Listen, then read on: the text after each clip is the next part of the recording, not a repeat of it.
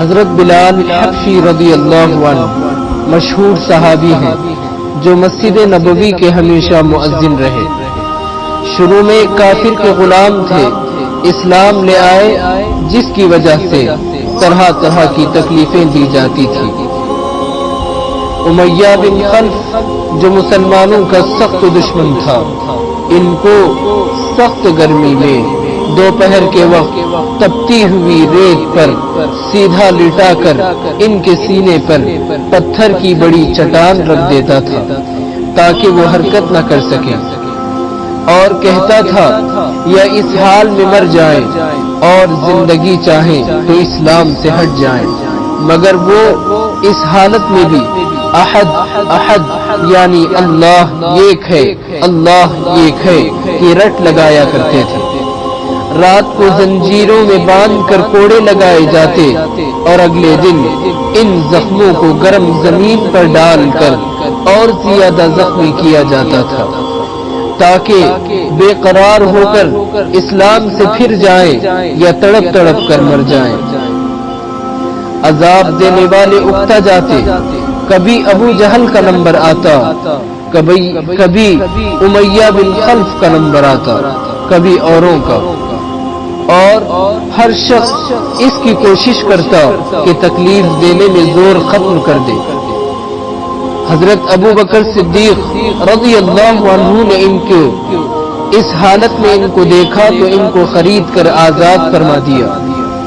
چونکہ عرب کے بت پرست اپنے بتوں کو بھی معبود کہتے تھے، اس لیے ان کے مقابلے میں اسلام کی تعلیم توحید کی تھی، جس کی وجہ سے حضرت بلال حبشی رضی اللہ عنہ کی زبان پر ایک کا ورد تھا۔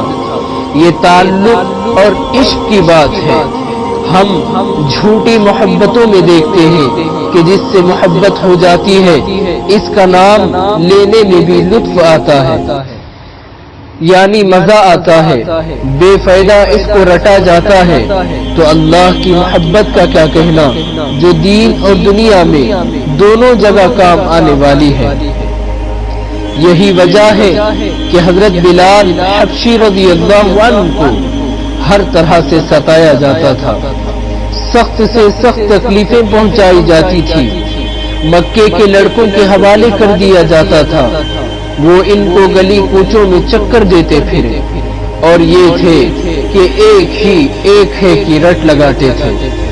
اسی کا یہ صلہ ملا کہ پھر حضور صلی اللہ علیہ وسلم کے دربار میں مؤذن بنے اور سفر حضر میں ہمیشہ اذان کی خدمت ان کے سپرد ہوتی تھی۔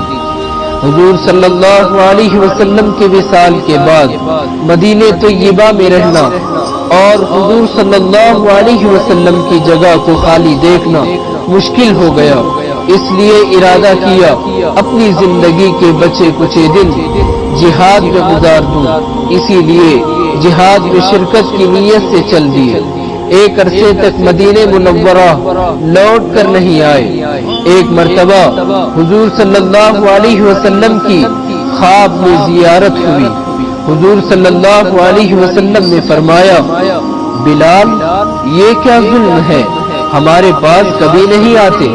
تو آنکھ کھلنے پر مدینہ طیبہ حاضر ہوئے۔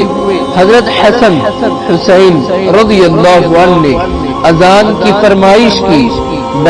لاڈلوں کی درخواست ایسی نہیں تھی کہ انکار کی گنجائش ہوتی۔ اذان کہنا شروع کیا اور مدینے میں حضور صلی اللہ علیہ وسلم کے زمانے کی اذان کانوں میں پڑھ کر کوہرام مچ گیا۔ عورتیں تک روتی ہوئی گھر سے باہر نکل پڑی۔ چند روز قیام کے بعد واپس ہوئے۔ سن 20 ہجری کے قریب دمشق میں وصال ہوا۔ یہ تھے حضرت بلال حبشی رضی اللہ عنہ۔ ذرا سوچ کر دیکھیں، انہوں نے اپنی آپ صلی اللہ علیہ وسلم کی خاطر، دین کی خاطر کتنی تکلیفوں کو برداشت کیا، اور صحابہ اکرام ایسے نہیں تھے کہ صرف یہ کہتے تھے کہ اپنی زندگی میں ہم نبی سے محبت کرتے ہیں، ہم نبی سے محبت کرتے ہیں۔ صحابہ کہتے بھی تھے نبی سے ہم محبت کرتے ہیں، لیکن وہ نبی سے سچی محبت کرتے تھے۔ آج ہم جیسے ہی نبی علیہ السلام کی میلاد آتی ہے تو ہم چیخ کر یہ کہتے ہیں، راستوں میں گلی کوچوں میں نبی کے دامن کو نہیں چھوڑیں گے، لیکن پکڑنے والے ہم نہیں، صحابہ تھے۔